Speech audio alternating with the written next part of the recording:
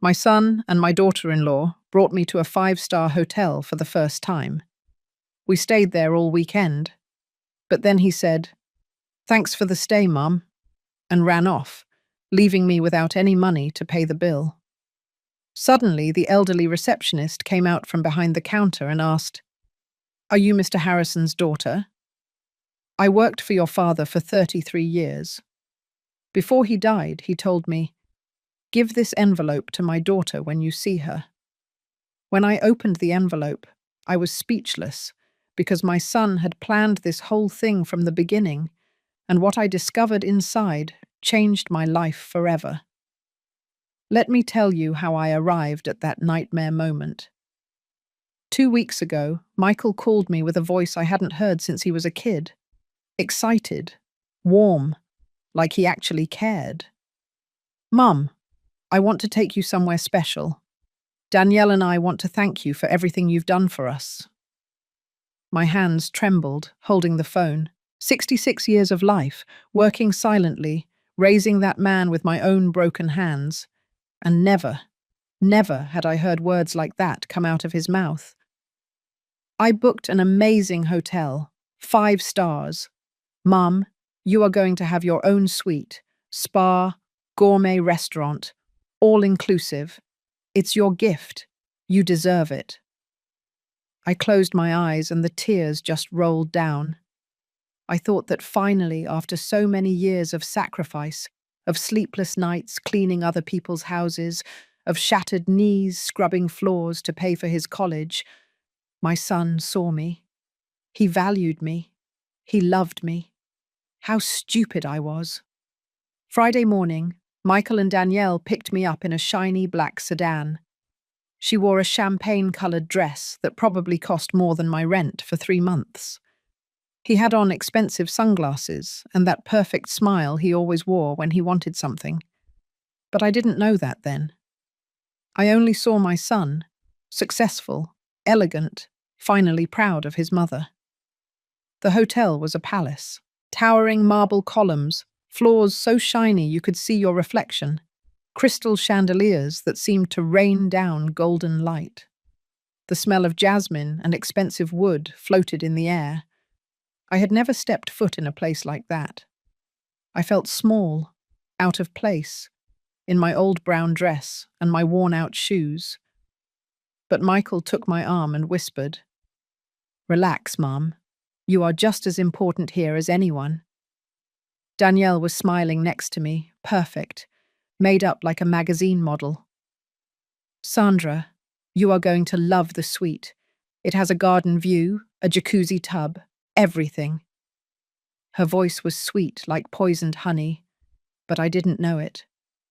I only felt gratitude, happiness, that warm feeling in my chest, thinking that maybe, just maybe, my life was finally getting better. The suite was bigger than my entire apartment, a huge bed with white sheets that looked like clouds, giant windows that overlooked a garden full of red and yellow flowers, a cream-coloured sofa where 3 people could sleep, and the bathroom. My God. The bathroom had pearl-coloured tiles, mirrors with golden lights, towels so soft they made me want to cry. I sat on the bed and touched the sheets with trembling hands. This was real. My son had brought me here. He loved me. The weekend was a dream. Breakfasts with exotic fruits I'd never tasted, lunches in the restaurant where the waiters treated you like a queen. Michael ordered wine. Danielle laughed that crystalline laugh, and I felt part of something beautiful. For the first time in decades, I didn't think about debt, bills, or the pain in my back. Only that moment of false peace existed. Saturday night, we had dinner on the hotel terrace. The lights of Los Angeles shone in the distance like fallen stars. Michael raised his glass and said, "To you, Mum, for everything you sacrificed for me." Danielle applauded. I cried. We toasted. And as the sweet wine went down my throat, I didn't know I was swallowing my own destruction. Sunday morning, Michael told me to come down to the lobby at 11. We'll check out together. Don't worry, Mum. I went down right on time, with my small suitcase and my heart full. He and Danielle were already there, talking to the blonde receptionist. I walked over, smiling. Michael saw me, hugged me tight, and whispered, "Thanks for the stay, Mum. It was an unforgettable weekend." Then he put the bill in my hands. $11,000. And he left. They walked away slowly, as if they were strolling in a park. Michael with his hands in his pockets, Danielle with her designer purse hanging from her shoulder, both laughing softly, whispering things to each other.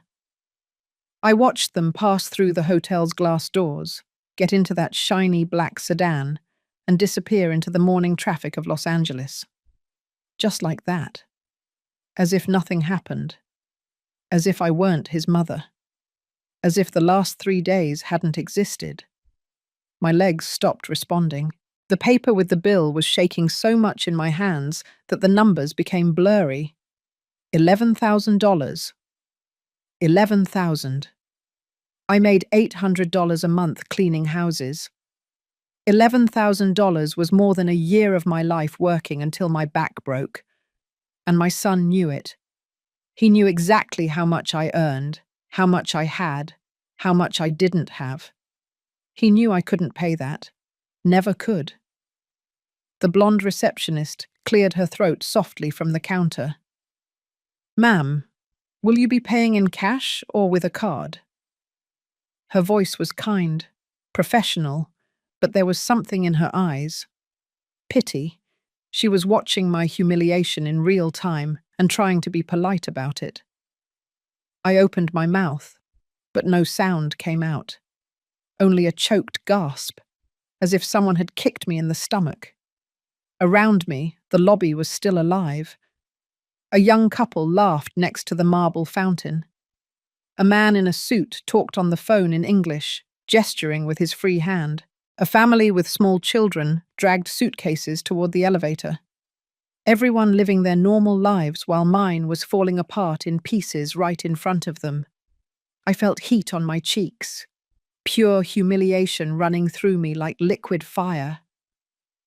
I don't have it." The words came out broken, barely a whisper. The receptionist tilted her head, waiting. Her pink nails tapped softly on the keyboard. "Ma'am, if there's a problem, I can call the manager." Problem. That small word to describe the abyss I had just fallen into. My son had abandoned me in a luxury hotel with no way to pay. He had used me. He had brought me here knowing exactly what he was going to do, planning it, enjoying it. The tears began to fall without permission, thick, hot, loaded with rage and shame. The guests started to look at me, some with curiosity, others quickly looking away, embarrassed to witness something so intimate and painful. The receptionist grew nervous. "Ma'am, please, calm down. Please, calm. We'll figure this out." But her voice sounded hollow. There was no solution. I didn't have $11,000. I didn't even have 1,000. I barely had enough for the bus ride home. Suddenly I heard slow steps, dragging across the marble.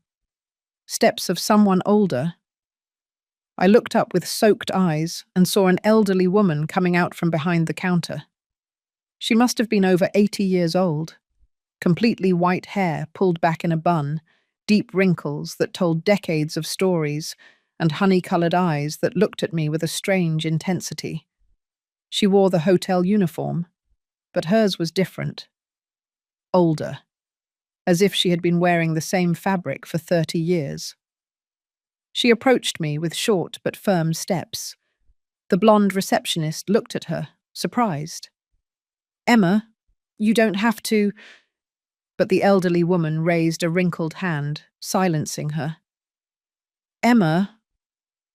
That name didn't mean anything to me then. The elderly woman stopped in front of me, so close I could smell her soft perfume of lavender and thyme. She studied my face as if she were looking for something specific. Her eyes scanned my features with a mixture of astonishment and sadness. "You are Mr. Harrison's daughter." Her voice was raspy but firm. The question hit me like a punch to the chest. "Harrison, my father." No one had said that name in front of me for more than 30 years. He had died when I was 35, leaving me alone with a small child and no inheritance. Only blurry memories of a serious man who worked too much and spoke little. "Yes, yes, I am his daughter." My voice came out broken, confused. How did this woman know who my father was? Emma closed her eyes for a moment, as if she were holding back a huge emotion. Then she opened them, and a solitary tear rolled down her wrinkled cheek. "I worked for your father for 33 years, from the time I was 20 until the day he died." The lobby seemed to freeze. The sounds became distant. Only she and I existed in that suspended moment. "Your father was a great man, difficult, demanding, but great. I was the housekeeper in his house. I cleaned, cooked, took care of his things." Her voice trembled with every word, loaded with a weight I didn't understand. "Before he died, he called me to his bed. He was very sick. He could barely speak. He took my hand and told me something I never forgot." Emma reached into the pocket of her uniform and pulled out a yellowed envelope, folded, battered by the years. The corners were worn, the ink on the front almost erased. But there, in shaky handwriting, was my name, Sandra. He told me, "Emma, someday my daughter is going to come here. She is going to be alone. She is going to be lost. When you see her, give her this. It is the only thing I can give her now." She held the envelope out to me with trembling hands. I looked at it without daring to touch it. He knew I would work here. He arranged for me to be hired at this hotel 30 years ago. He told me to wait, that someday you would arrive. And here you are. Her voice broke completely. After 33 years, I can finally fulfill my promise. I took the envelope with numb fingers. It was heavy. Something solid was inside. Something more than paper. I opened it slowly, feeling every second stretch like hot rubber. Inside was a folded letter and an old, rusted metal key. The key had a number engraved on it, 447, and hanging from it was a small leather tag with a handwritten address. I unfolded the letter. My father's handwriting. That slanted writing I remembered from the few times he signed documents at home. The words hit me like stones. "Sandra, if you are reading this, it is because you finally discovered that nothing in our family was what it seemed. Forgive me for the secrets. Forgive me for leaving you without explanation. This key opens a storage unit at the address Emma will give you. Inside, you will find the truth about who I really was, and about who you are. Go alone. Trust only yourself. Your father, Robert Harrison." I read the letter 3 times in a row, but the words still made no sense. Secrets. Truth. Who I really was. Every sentence was an enigma wrapped in fog. My father had been a quiet, hard-working man who left early and came home late. He never talked about his job. He never shared anything personal. When he died, I expected some small inheritance, something to help me raise Michael. But there was nothing. Only debts that I had to pay by selling the few pieces of furniture that were left. And now, 30 years later, a rusted key and a letter telling me that everything had been a lie. I looked up at Emma.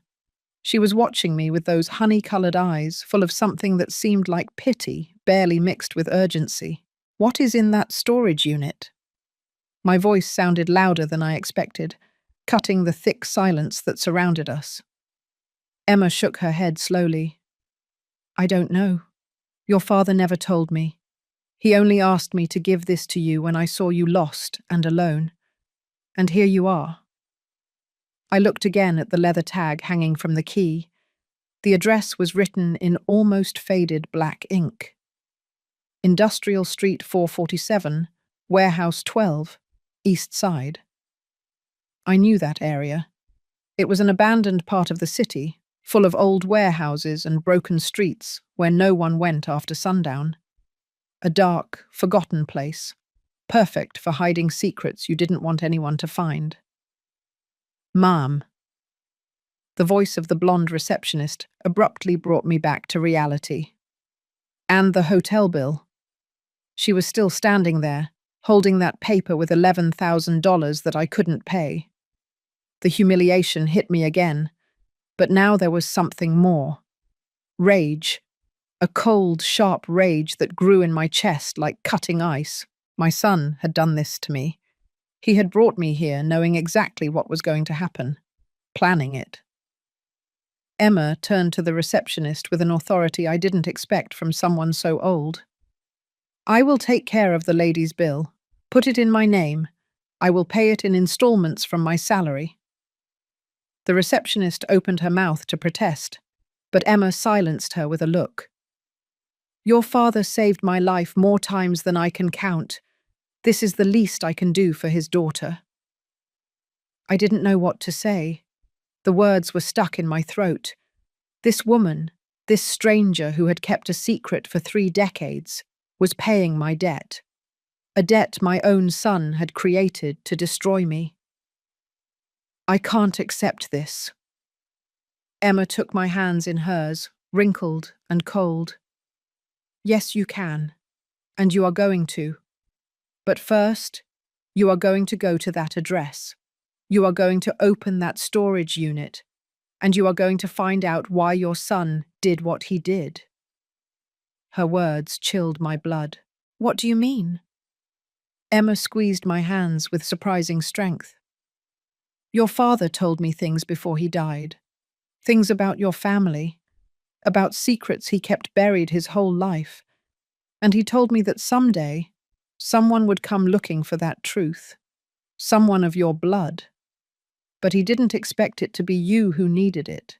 He expected it to be another." A shiver ran down my spine. "Who else knew about this?" Emma let go of my hands and took a step back, as if saying the next thing cost her physical effort. "Your son was here 6 months ago. He asked for me. He said he was researching his grandfather's life for a family project. I told him I had worked for Mr. Harrison, that I knew him well. He asked me many questions, too many, about properties, about money, about inheritances." The world tilted under my feet. Michael had been here. He had talked to Emma. He had investigated my father. 6 months ago. 6 months of planning this. Planning to bring me here, humiliate me, leave me with nothing. But why? What had he discovered that I didn't know? "What did you tell him?" My voice was barely a trembling whisper. Emma lowered her gaze, ashamed. "I told him your father had properties, that he had left things unresolved. I didn't give him details, but it was enough. I saw how his eyes lit up. Pure greed. And I knew I had made a mistake. I felt nauseous. My son had come here, had manipulated this elderly woman to get information, and then had designed this whole thing. The trip to the hotel, the luxuries, the fake smiles, all to leave me in ruins while he looked for what my father had hidden. "I need to go to that storage unit." The words came out firm, loaded with a determination I didn't know I had. Emma nodded slowly. "Go now, before he gets there first. Because if Michael finds out where it is, he won't leave you anything." I left the hotel like a sleepwalker, the key clenched in my fist until the metal cut my skin. The midday sun hit my face, blinding me for a moment. The city kept moving, indifferent to my pain. Cars sped past. People walked hurriedly. Street vendors shouted their products. And I stood there, holding onto a rusted key and a truth I still didn't understand. I took a bus toward the east side. The trip lasted almost an hour. I sat next to the window, watching how the city changed from clean, modern buildings to old constructions with graffiti and broken windows. The streets became narrower, dirtier, more dangerous. When I reached my stop, the sun was beginning to set, painting the sky orange and dark violet. Industrial Street 447 was exactly as I remembered it from decades ago. An endless row of rusted metal warehouses with corroded doors and huge padlocks. Some had broken windows. Others were completely sealed. Weeds grew between the cracks in the pavement. Trash accumulated in the corners. The silence was heavy, broken only by the distant sound of dogs barking. I walked slowly, counting the numbers on the doors. Warehouse 8, Warehouse 9, Warehouse 10. My heart was pounding so hard I could feel it in my throat. Finally, I arrived. Warehouse 12. A dark grey metal door, taller than me, with a huge padlock that seemed not to have been touched in decades. Thick cobwebs hung from the corners. Dust covered every inch. I took the key out of my pocket. My hands were trembling so much that it took me 3 tries to get it into the lock. When it finally went in, the metal screeched with a sharp sound that gave me goosebumps. I turned the key slowly. The padlock opened with a dry click that echoed in the silence. I took off the padlock and let it fall to the ground. Then, with both hands, I pushed the door.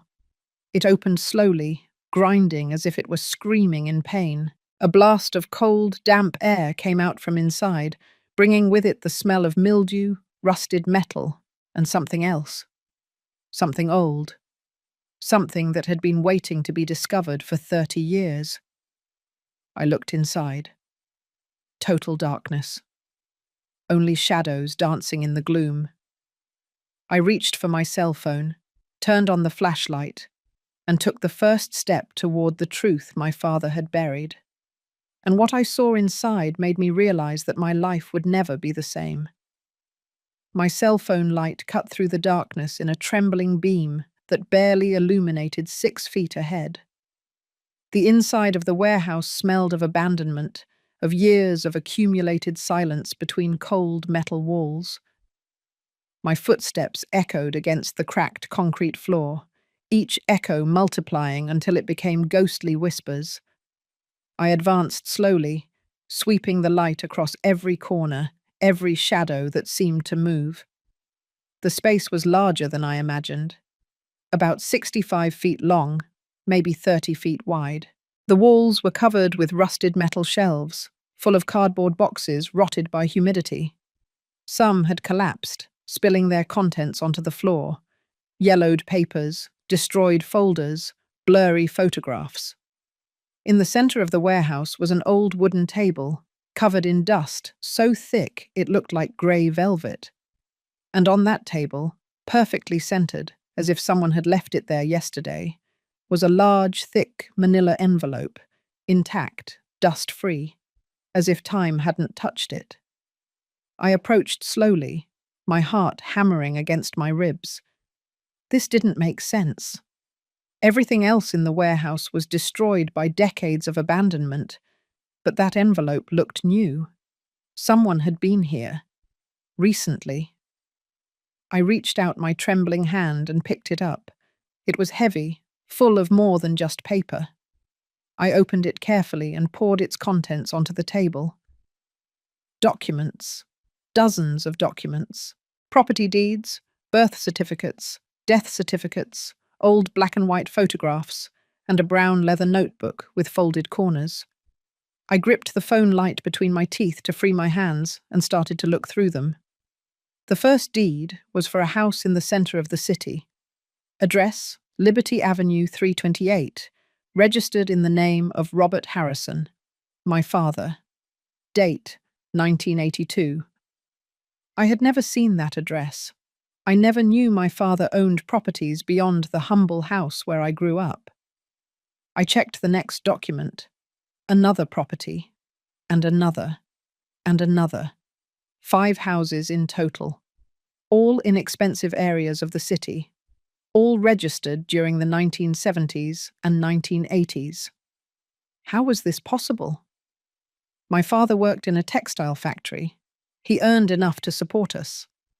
But there were never any luxuries, never any vacations, or new cars, or expensive clothes. My mother sewed our skirts from scraps. I wore shoes until the soles fell off. And my father had 5 properties? My hands trembled, holding those papers that rewrote my entire family history.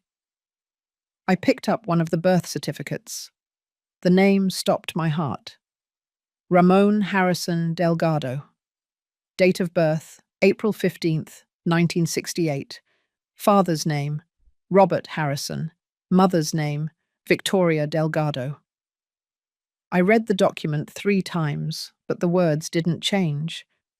My father had another child, a son who was born 6 years before me, a son with another woman, a brother I never knew existed. I searched frantically through the papers. I found another certificate. Gabriela Harrison Torres, born in 1975. Father Robert Harrison, mother Martina Torres. Another daughter, 3 years younger than me. My breathing became ragged, short. My father had another family, maybe 2, maybe more. While I grew up believing we were his only world, he had other children, other women, other parallel lives that never intersected with mine. The photographs confirmed everything. I picked one up and brought it closer to the cell phone light. My father, young, maybe 30 years old, with his arm around a dark-haired woman with a wide smile. She was holding a baby. Behind them, a large house with a garden. In the next photo, my father with another woman, blonde this time, in front of a shiny car. In another, he was alone, standing in front of an office building, wearing a suit and tie. He wasn't a factory worker. He was someone else entirely. I opened the leather notebook with trembling hands. The pages were full of my father's slanted handwriting.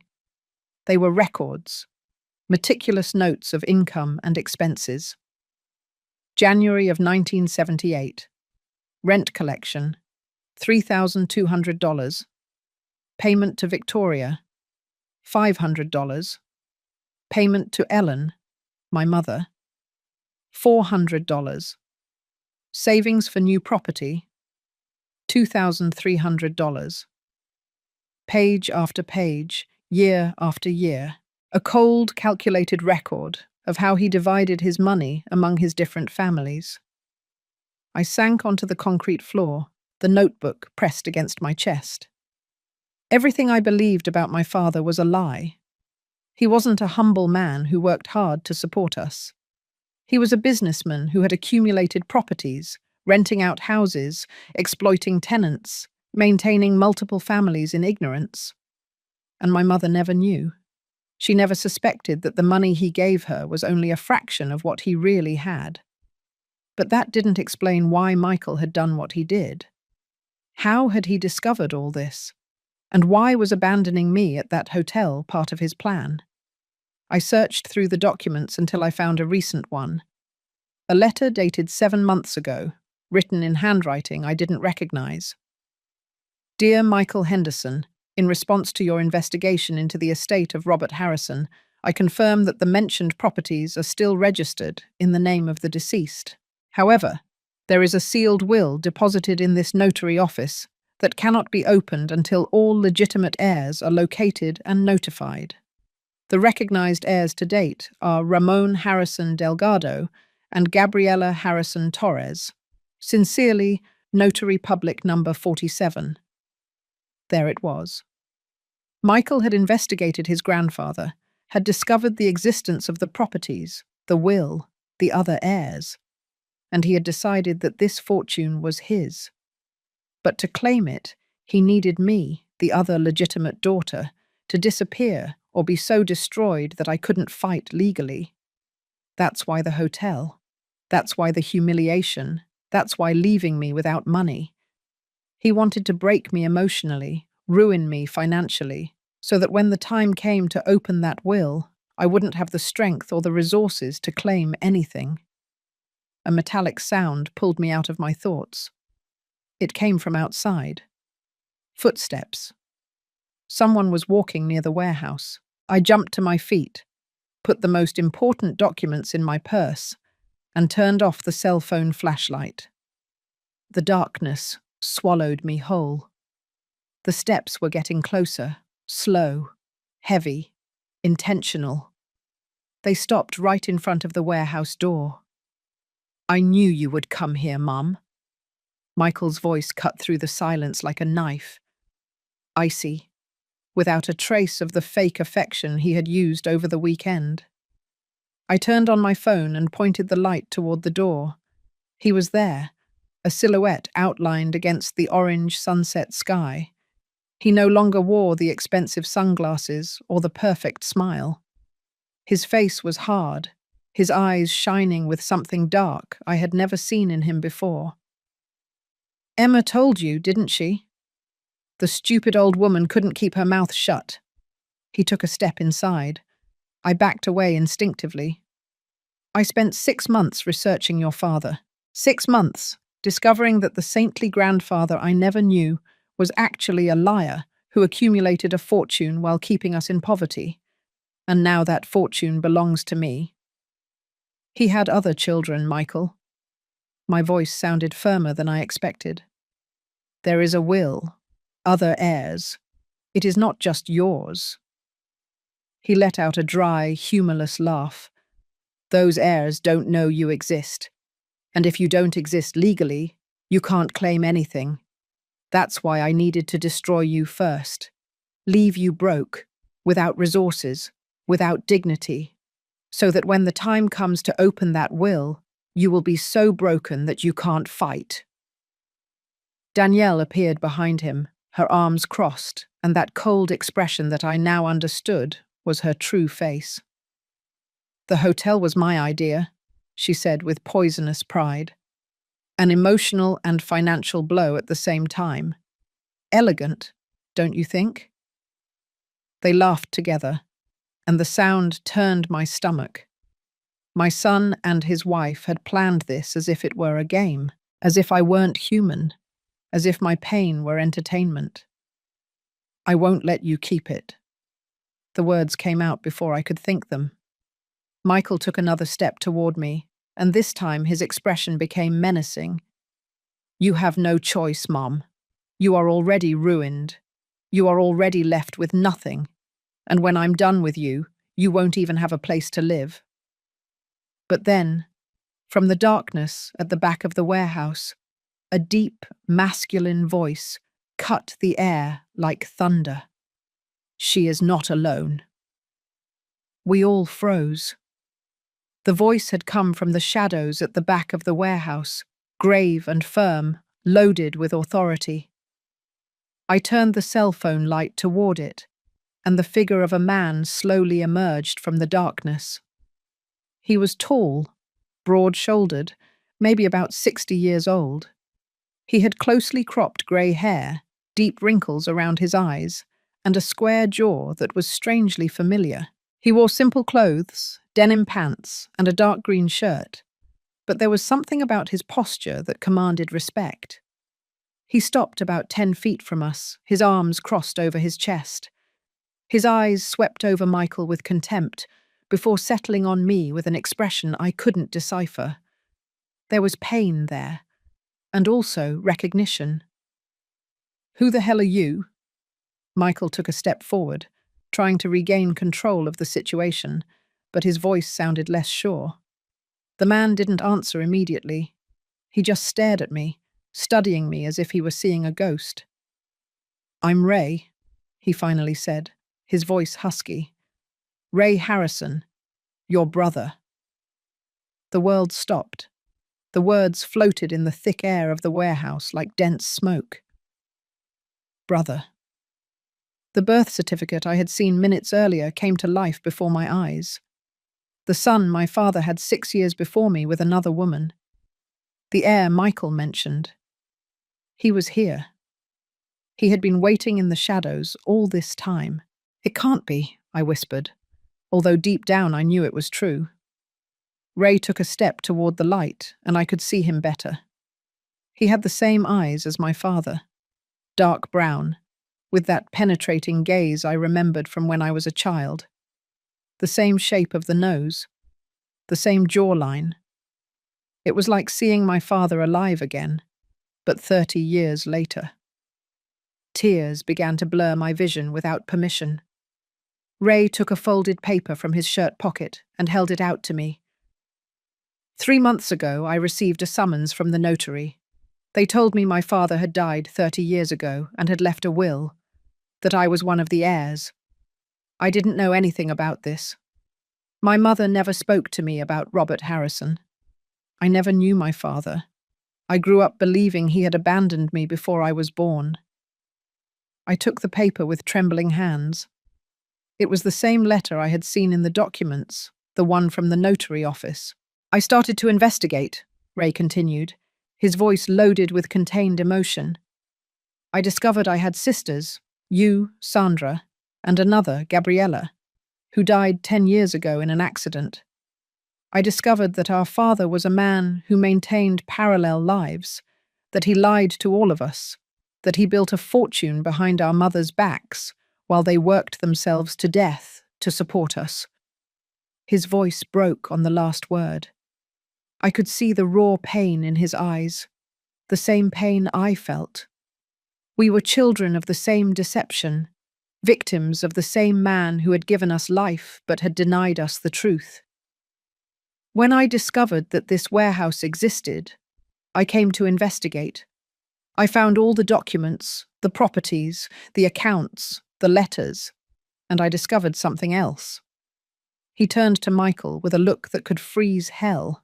I discovered that your son had been snooping, that he had bribed notary employees to get private information, that he had contacted Emma to get details about the properties, and I understood that he was planning something, so I decided to wait, to watch, to see how far he was capable of going. Ray walked slowly toward Michael, who backed away instinctively.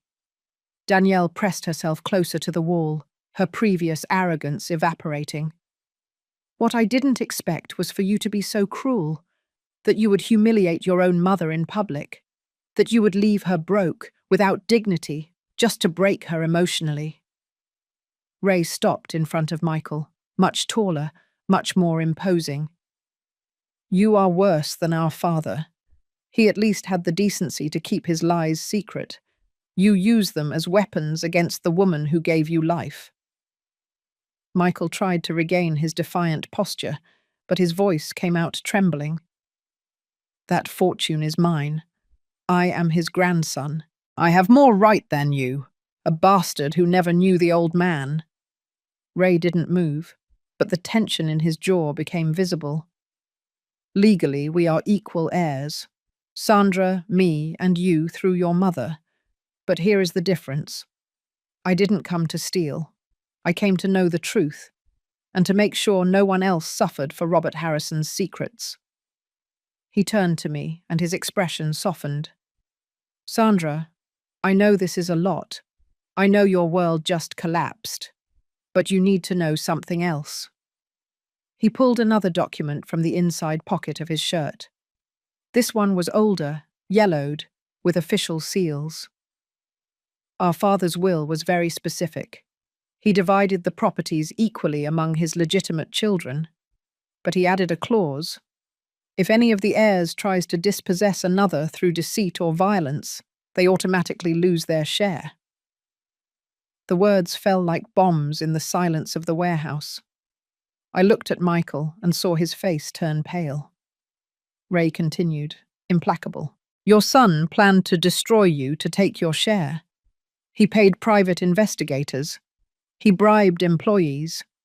He conspired to leave you in financial and emotional ruins. Everything is documented. I made sure to collect every piece of evidence over the last 3 months. He took out his cell phone and started scrolling through photographs. Emails between Michael and a private investigator, bank transfers to corrupt notary employees, text messages between him and Danielle, planning every detail of the weekend at the hotel. Everything was there. Every step of their cruel plan captured in digital evidence that would destroy them legally. According to the clause in the will, Michael loses all rights to the inheritance. And you, Danielle. He looked at my daughter-in-law with absolute coldness. As an accomplice, you won't see a cent either. Danielle let out a choked cry. This is a setup. You can't prove it. Ray smiled without humor. I can, and I will. I have already delivered copies of all this evidence to the notary in charge of the will. The legal hearing is in 2 weeks. By then, you two will not only lose the inheritance, you will face charges for fraud, emotional extortion, and conspiracy. Michael exploded. You are a meddling bastard. This is not your problem. She is my mother, not yours. He took a threatening step toward Ray, but Ray didn't flinch. Exactly. She is your mother, the woman who raised you, who sacrificed for you, who gave you everything she had, and you repaid her with betrayal. That makes you something worse than a thief. It makes you a monster. The silence that followed was so dense it could be physically felt. Michael trembled with impotent rage. Danielle cried against the wall, her mask of perfection completely destroyed. And I stood there, trying to process that in a single afternoon I had lost my son, but I had gained a brother, that my father was a liar, but he had the foresight to protect us from the grave, that everything I thought I knew about my family was false. Ray approached me and put a large, rough hand on my shoulder. I know it hurts. Believe me, I do. I went through the same thing 3 months ago.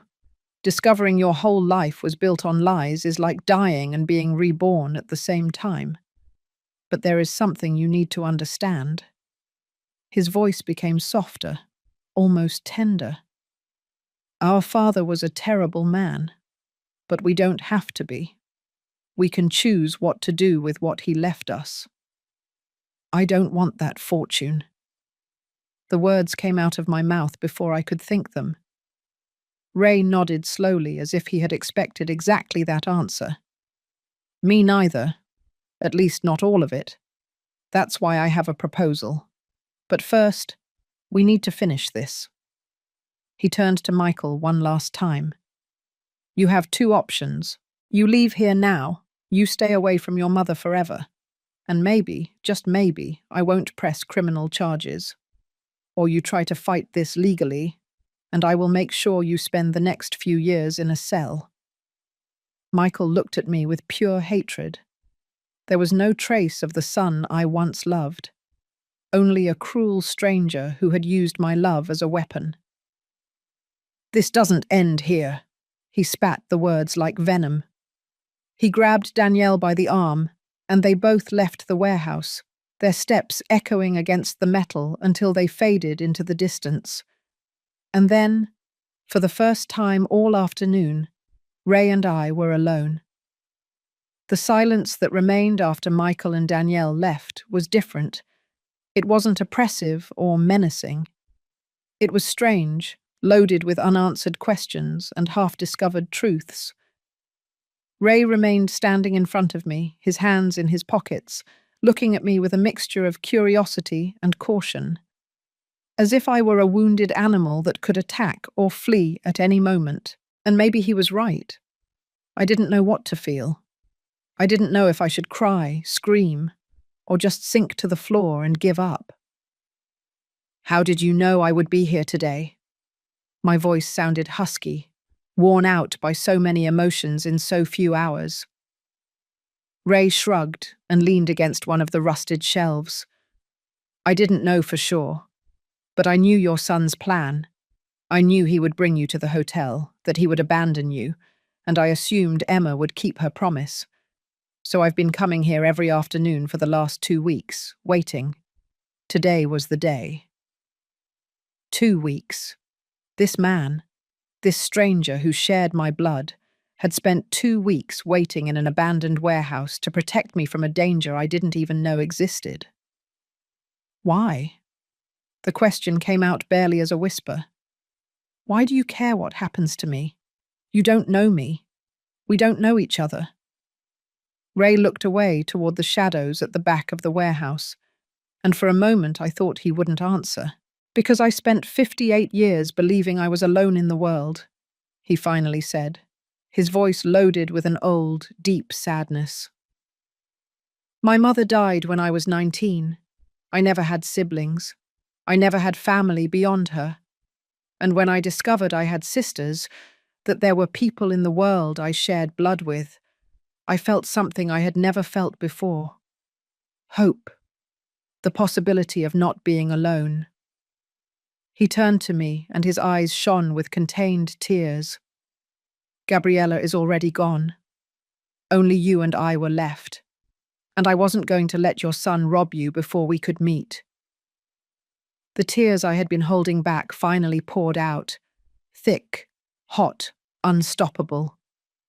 I cried for my lost son, for my lying father, for my mother who died without knowing the truth, for all the years Ray and I had lived apart, ignorant of each other's existence. I cried until there were no more tears, only dry sobs that shook my entire body. And Ray walked over and hugged me. He didn't say anything. He didn't try to comfort me with empty words.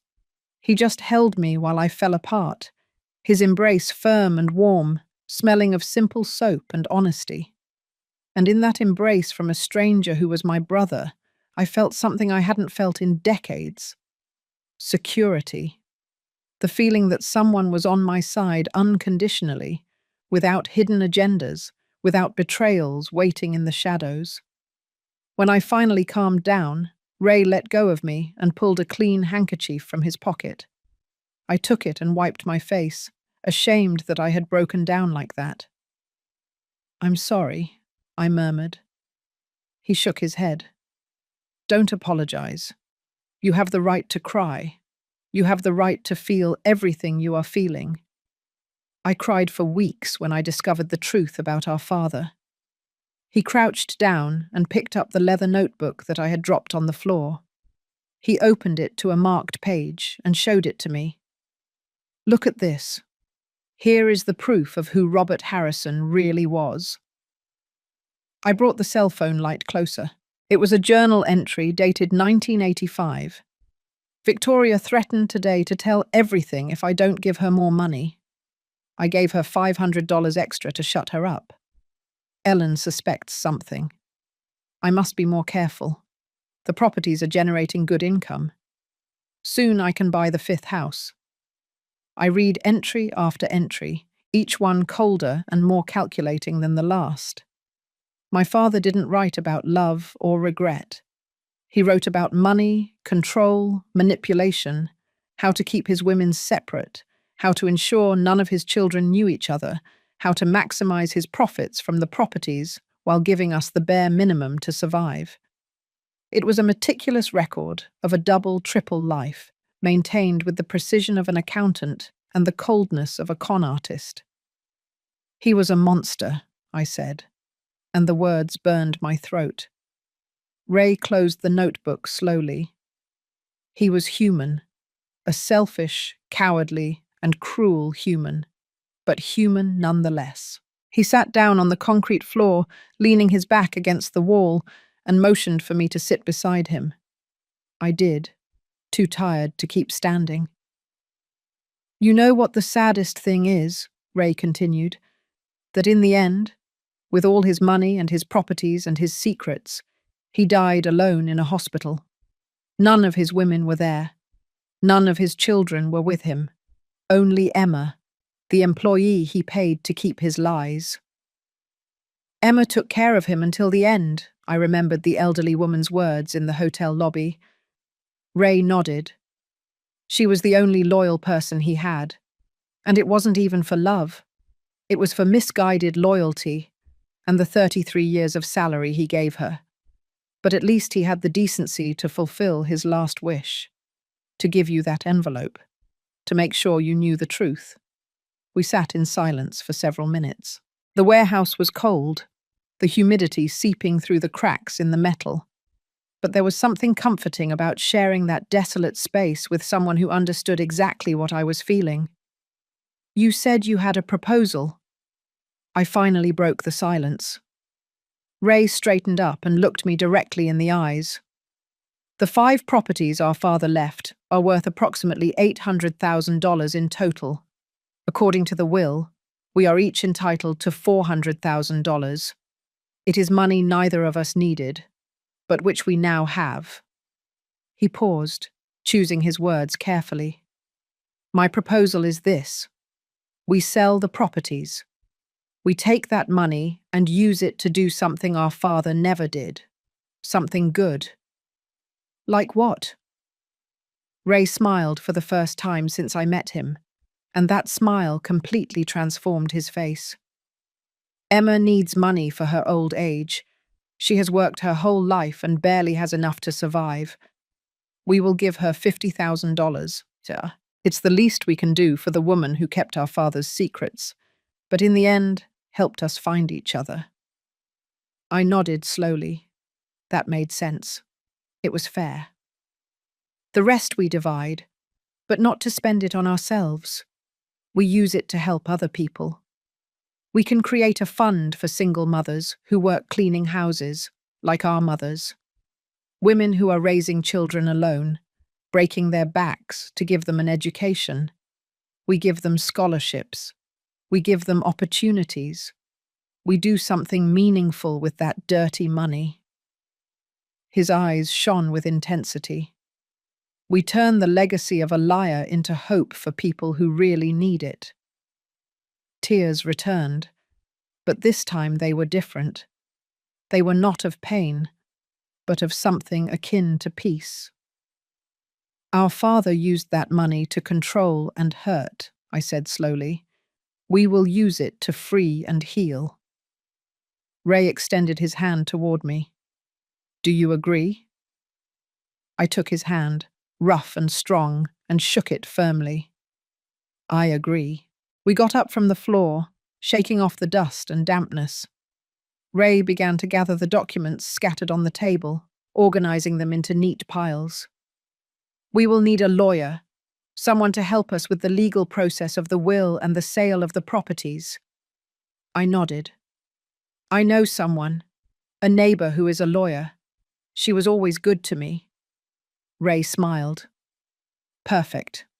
Tomorrow we start the paperwork. Tomorrow. The word sounded strange. A few hours ago, I didn't have a tomorrow. I was destroyed, abandoned, without a future. And now I had a brother, a plan, and something like a purpose. Ray, I said as we walked toward the warehouse exit. Thank you for waiting for me, for protecting me, for everything. He stopped at the door and looked at me with those eyes that were like my father's, but completely different in their warmth. Don't thank me. We are family, and real family doesn't abandon you in a hotel lobby with a bill you can't pay. Real family waits in abandoned warehouses for 2 weeks just to make sure you are okay. His voice broke a little.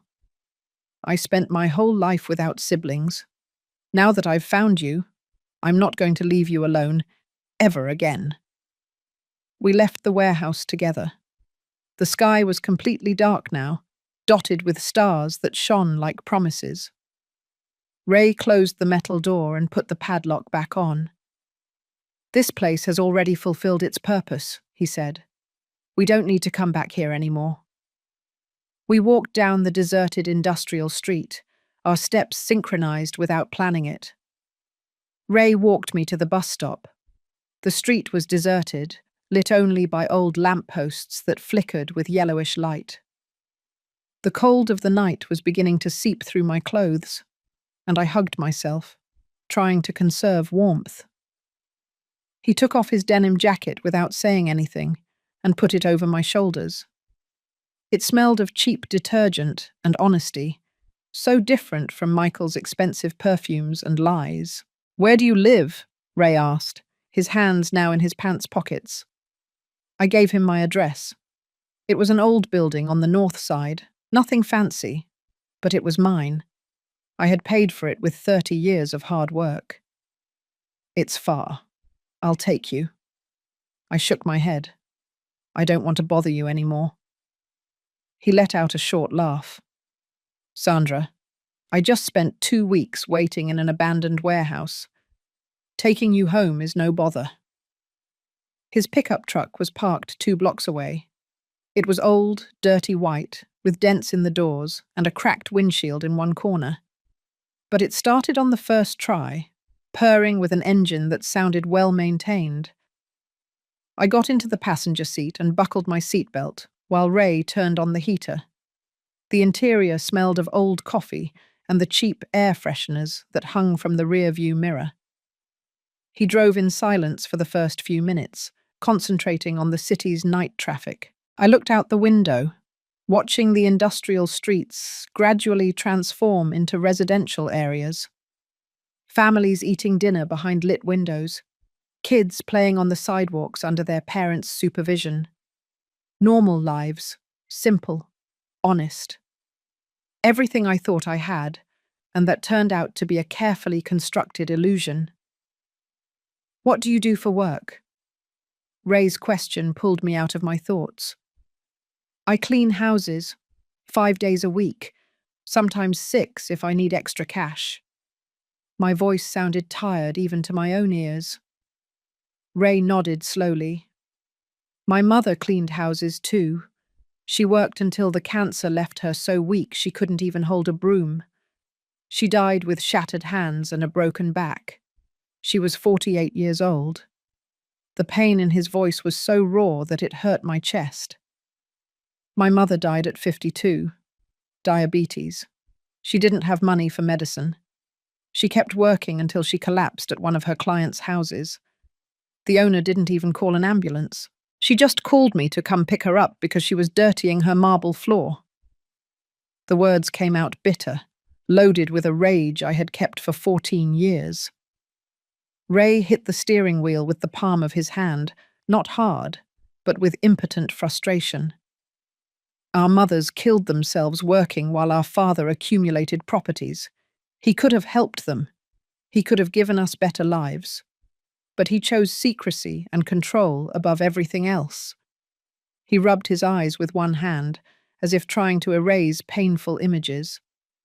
"That's why I want to use that money to help other women, so that no other mother has to die cleaning the floors of people who don't even see her as human."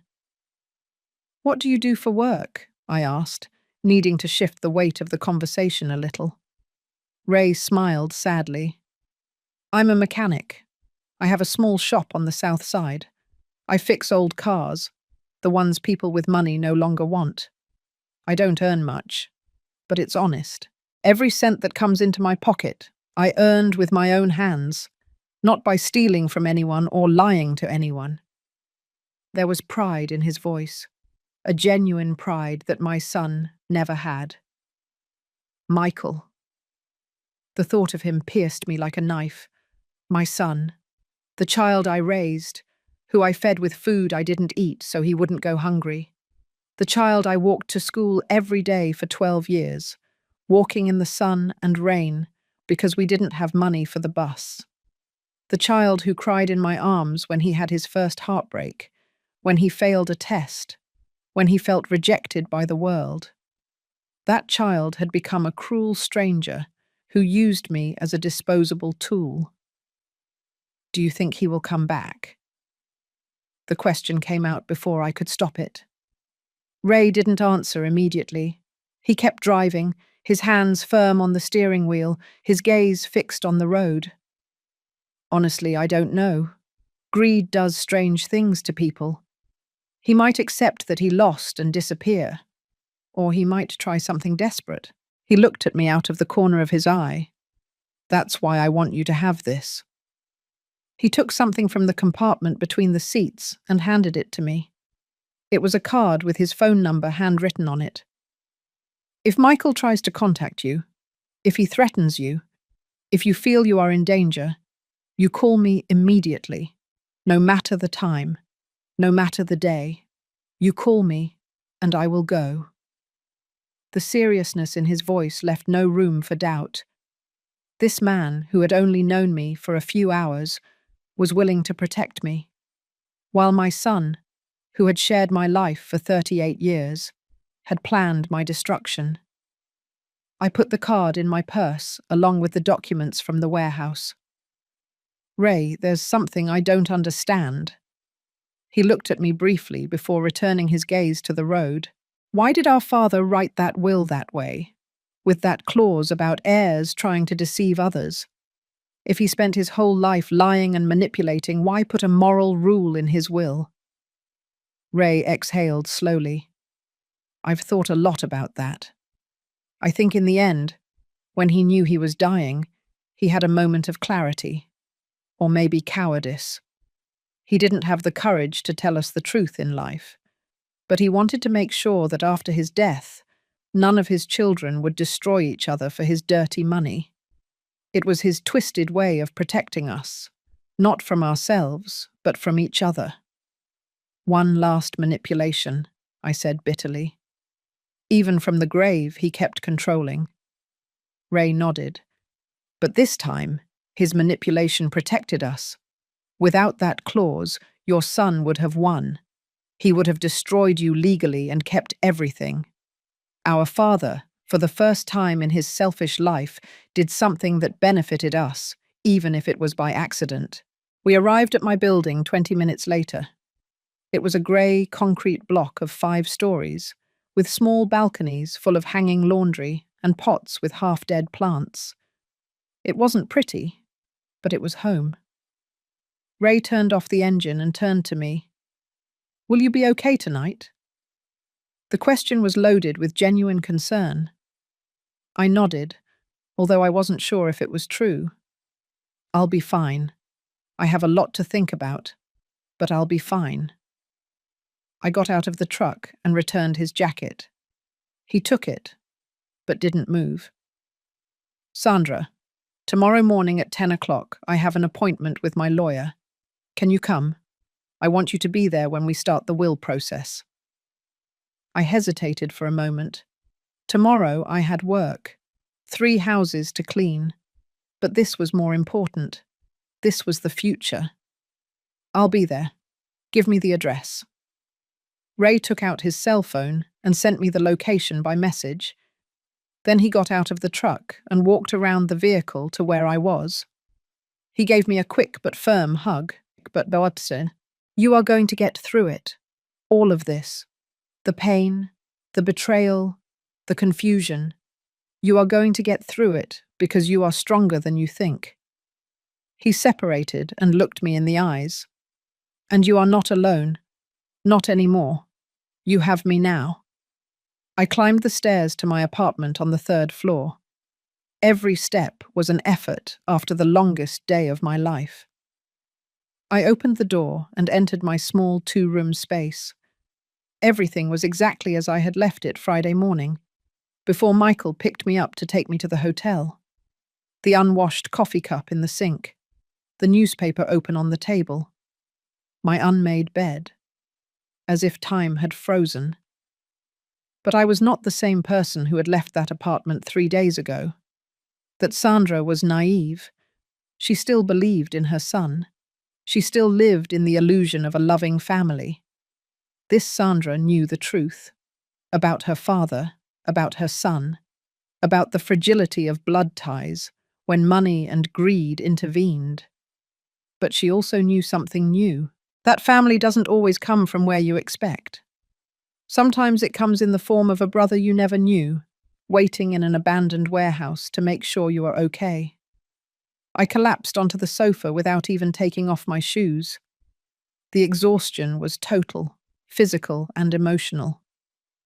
I closed my eyes, and for a moment only the silence of my apartment and the slow beating of my heart existed. Tomorrow, the legal process would begin, Tomorrow I would face the consequences of everything I had discovered. But tonight, I just needed to breathe. My cell phone vibrated in my purse. I took it out expecting a message from Ray. But it wasn't him. It was Michael. The message shone on my cell phone screen like an open wound. Mum, we need to talk. Please give me a chance to explain. It's not what you think. I love you. Your son, Michael. I read the words once, twice, 3 times. Each reading turned my stomach harder. I love you. Those 2 words that had meant everything to me for 38 years now sounded hollow, empty, like fake coins trying to pass for gold. My fingers trembled over the keyboard. Part of me wanted to answer. The part that was still a mother, that remembered the little boy who used to hug my legs when he was afraid of the dark. But another part, the part that had matured painfully in the last few hours, knew that answering would be opening a door that needed to remain closed. Michael didn't want to explain. He wanted to manipulate. It was the only thing he knew how to do now.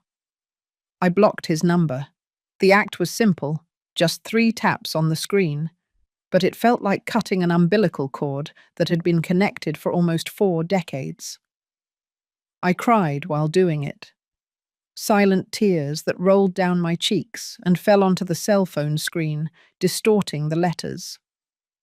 I was mourning the death of something that probably never really existed. The son I loved was an illusion. The real man was a cruel stranger. I got up from the sofa and walked to the window.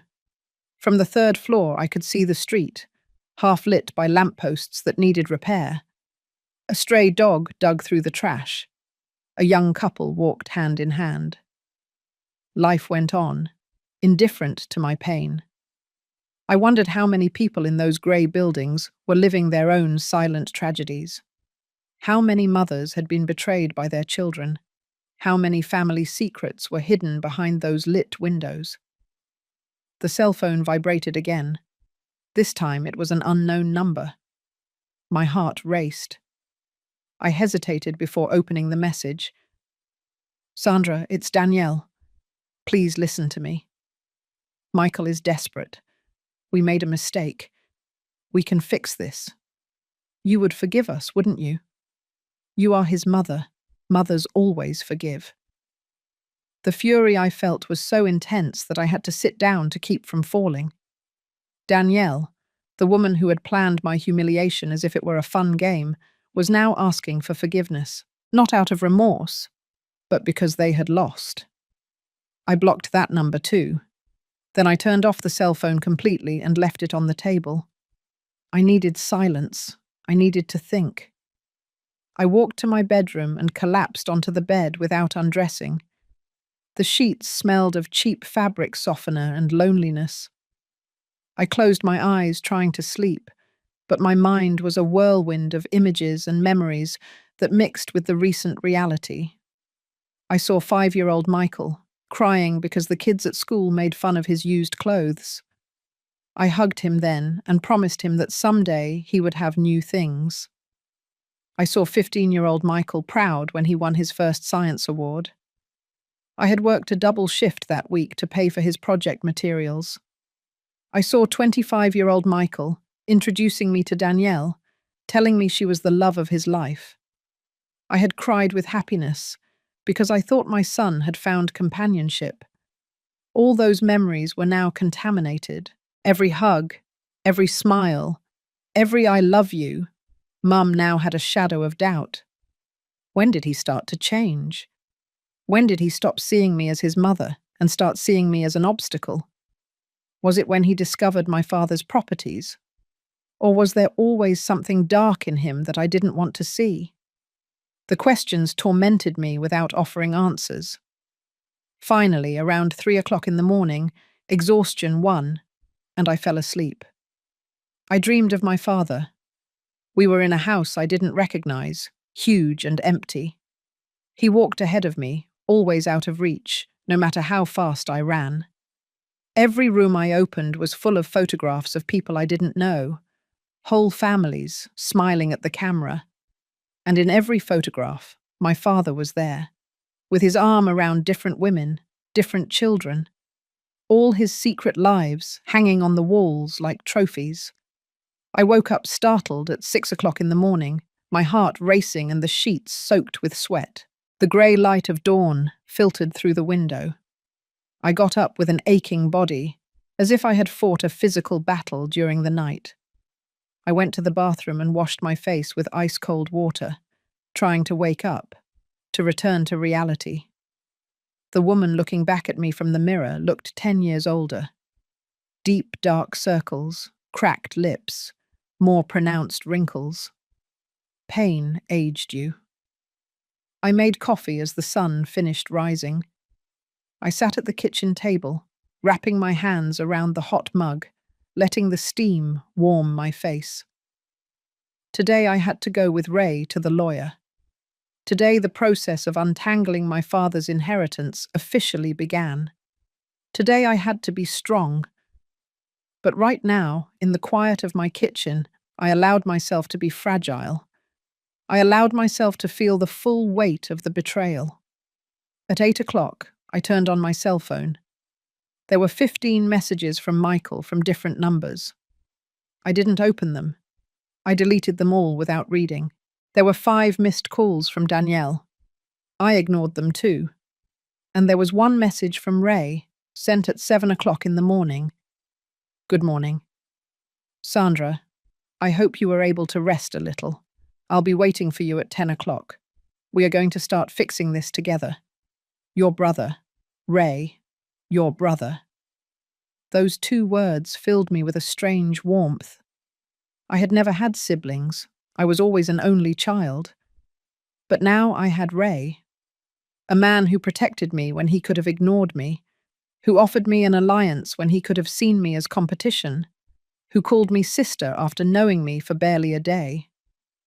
Family doesn't always come from the expected place. Sometimes it comes from the shadows of an abandoned warehouse. I showered, put on my most presentable clothes, a dark grey dress I used for special occasions, and carefully did my hair. I needed to look dignified. I needed to feel in control, even if inside I was chaos. At 9:30, I took the bus toward downtown New York, where the lawyer's office was. The journey was long, the morning traffic dense and noisy, but I used that time to prepare myself mentally. Ray was already waiting outside the building when I arrived. He wore black pants and a white shirt, freshly ironed. He looked nervous, but determined. He smiled when he saw me approach. I thought maybe you would change your mind. I shook my head. No, I need to do this. For me. For my mother. For all the truths that were never told. He nodded and offered me his arm. I took it, and together we entered the building. The office was on the 5th floor. Beige walls, framed diplomas, bookcases full of legal codes. The lawyer was a man about 50 years old, with thick glasses and a serious expression. His name was James. He greeted us with a formal handshake and invited us to sit in leather chairs across from his dark wood desk. Mr. Ray explained the basic situation over the phone, James began, opening a thick folder.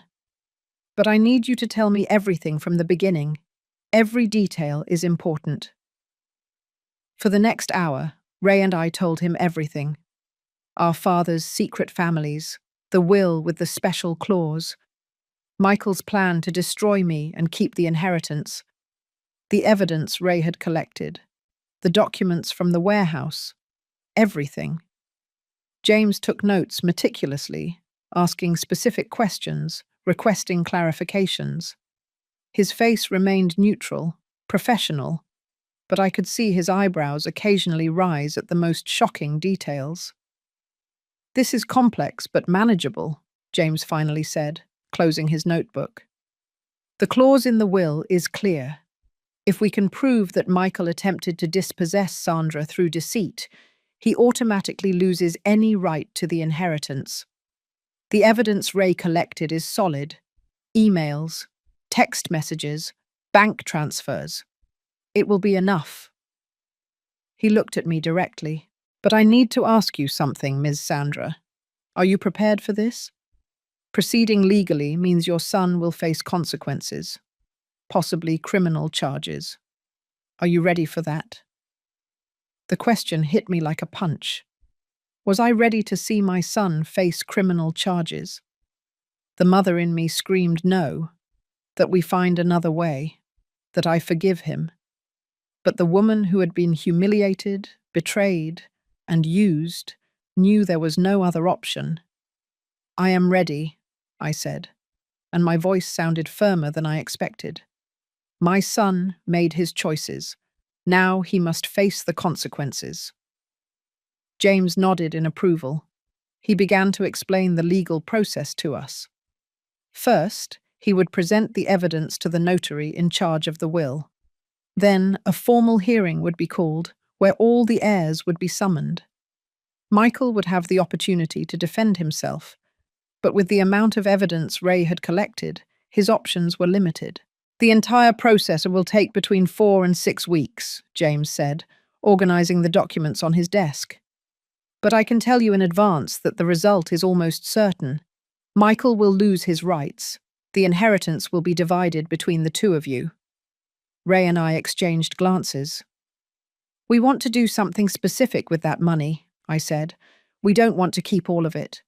We want to create a fund to help single mothers who work cleaning houses, give their children scholarships, financial support, opportunities. James took off his glasses and looked at us with an expression he hadn't shown before. Respect, even admiration. That is extraordinary.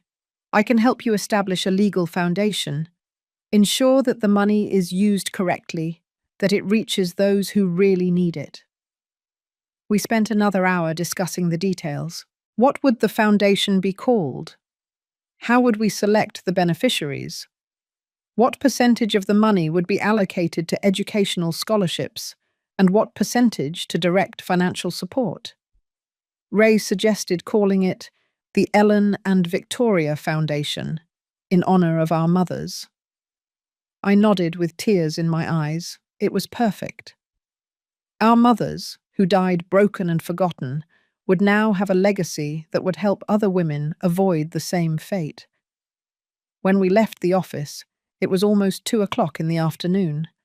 The sun was shining brightly, and the city was bustling with life. Ray invited me to eat something. We found a small family restaurant 2 blocks away, with plastic tables and a handwritten menu on a chalkboard. We ordered turkey chili and soda. We ate in silence for several minutes, each lost in our own thoughts.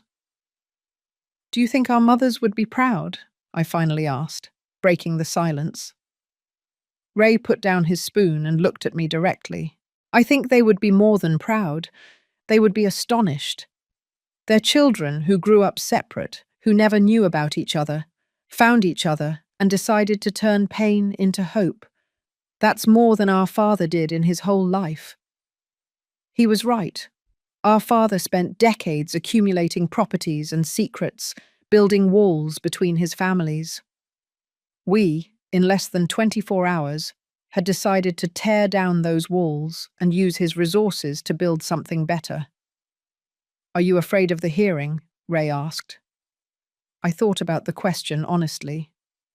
Yes, I will have to see Michael face to face, hear his justifications, his lies, watch him try to manipulate everyone as he always has. But I also know I have to do it, not for revenge, but for justice, to close this chapter and be able to move forward. Ray nodded slowly. "I will be there, by your side, throughout the hearing. You won't face it alone." We finished eating and walked through downtown New York with no specific destination. We passed by shops, parks, street vendors. People surrounded us, each person living their own complex story. "Do you know what the strangest thing about all this is?" I said as we sat down on a bench under the shade of a huge tree. That if Michael hadn't been so greedy, if he hadn't betrayed me in such a cruel way, I never would have known the truth. I never would have gone to that warehouse. I never would have met you. Ray let out a bitter laugh. It's ironic. His betrayal united us. His plan to destroy you ended up creating something he never expected. A real family. We sat there for almost an hour, just talking, sharing memories of our separate, but strangely similar, childhoods. Our mothers' struggles, the sacrifices, the moments of hunger and cold, the small triumphs we celebrated as if they were huge. We discovered we had more in common than just blood. The following weeks were a whirlwind of legal procedures, meetings with James, and preparation for the hearing. Michael tried to contact me countless times. Messages from new numbers, letters left at my door. He even showed up once in front of my building. But I didn't give in. Ray had given me an emergency whistle and the number of a police friend. Every time Michael approached, we documented it. More evidence of harassment for the legal case. Danielle tried a different tactic. She posted a fake story on social media about how I was a cruel mother who was destroying her son for money. Some acquaintances wrote to me asking if it was true. I explained the real situation. Some believed me. Others chose Michael's side. I learned that in times of crisis, you discover who your real friends are. And the list was shorter than I expected. But I also discovered new allies. Emma, the hotel receptionist, visited me one afternoon. She brought homemade cookies and tea. We sat in my small living room, and she cried while asking me for forgiveness for telling Michael information months ago. I didn't know he would use it to hurt you, she sobbed. I thought he was just interested in getting to know his grandfather. I hugged her and told her it wasn't her fault. She had been as much a victim of my father's secrets as any of us. The night before the hearing, I could barely sleep. I got up 3 times to get water. I checked my dark grey dress 5 times to make sure it was clean and ironed. I mentally rehearsed what I would say if I was asked to speak. At 4 o'clock in the morning, I finally gave up and made coffee. I sat by the window watching the city slowly wake up, the sky changing from black to grey to orange. Ray arrived at 8 o'clock to accompany me. He wore a dark suit that looked new, probably bought specifically for this occasion. "Ready?" he asked. I took a deep breath. As ready as I can be. The hearing was at the Notary Building, an old but elegant construction in the historic downtown. We entered a large room with dark wood walls, padded chairs, and a long desk where the notary and lawyers would sit. Michael was already there. He looked haggard, with deep dark circles and a wrinkled suit. Danielle was by his side, perfectly made up, but with a tense expression. When they saw me enter, Michael stood up. "Mum, please," he began, but his lawyer pulled him back down. Ray squeezed my shoulder gently, and we sat on the opposite side of the room. The division was clear. Them on one side, us on the other. The notary entered, an older man with completely white hair and a stern expression. He sat down, reviewed the documents, and began the hearing. Over the next 2 hours, James presented all the evidence. The emails where Michael planned my humiliation, the bank transfers to private investigators, the text messages between him and Danielle, laughing at my naivete, the testimonies from Emma. Everything was there, exposed under the cold light of the legal room. Michael's lawyer tried to argue that everything was a misunderstanding, that his client was only investigating family history, that the hotel incident was a communication error. But his arguments sounded hollow against the mountain of evidence. The notary listened in silence, taking occasional notes, his expression impenetrable. When it was time for the involved parties to speak, Michael stood up. "I just wanted what belonged to me," he said, his voice trembling between rage and desperation. My grandfather was rich and we lived in poverty. Why? Why did he keep all that while my mother cleaned houses until she broke? I had a right to that fortune. I needed it. I deserved it. He looked at me directly. And you, Mum, would never have done anything with that money. You would have wasted it on charity or kept it unused. I was going to do something great with it. I stood up, surprising myself. You are right about one thing, Michael. Your grandfather was rich and kept us in poverty. That was cruel and unfair. But your solution was to repeat his cruelty, to lie, to manipulate, to use people. You became him. My voice cracked, but I continued. I would have given you everything if you had asked me. Everything. But you chose to destroy me instead of trusting me. And that choice says more about who you are than about who your grandfather was. The silence that followed was absolute. Michael slumped into his chair, his head in his hands. Danielle cried silently. The notary closed his folder with a dry thud. I have heard enough. The evidence is clear. Michael Henderson violated the clause of the will that prohibits deceit among heirs. Therefore, he loses all his rights to the inheritance of Robert Harrison. The entirety of the estate will be divided between the remaining legitimate heirs, Sandra Harrison and Ramon Harrison. He hit his wooden gavel against the desk. This hearing is closed. We left the notary office under a bright sun that seemed inappropriately cheerful. Ray hugged me tightly on the sidewalk. You did it. You faced him and won. But I didn't feel victorious. I felt empty, sad. I had won the legal battle, but I had lost my son. We are going to turn that pain into something beautiful, Ray said, as if he could read my thoughts. We are going to help so many families that your son will never be able to erase the good we will do. 6 months later, the Ellen and Victoria Foundation officially opened. We had sold the 5 properties for a total of $820,000. We gave $50,000 to Emma, who cried for an hour when we handed her the check. The rest we divided. A portion for us to secure our futures, and the largest part for the foundation. In the first year, we granted 30 full scholarships to the children of domestic workers. We helped 50 mothers with emergency rent payments. We financed 3 small businesses for women who wanted to stop cleaning other people's houses. I never spoke to Michael again.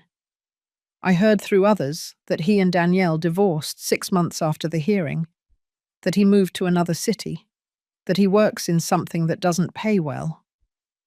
Part of me still hurts when I think of him. He is my son. That love is not completely erased. But I learned that loving someone doesn't mean allowing them to destroy you. Sometimes the hardest love is the one that is exercised from a distance. Ray became my real family. We eat dinner together every Sunday. We celebrate birthdays. We cry on the anniversaries of our mothers' deaths.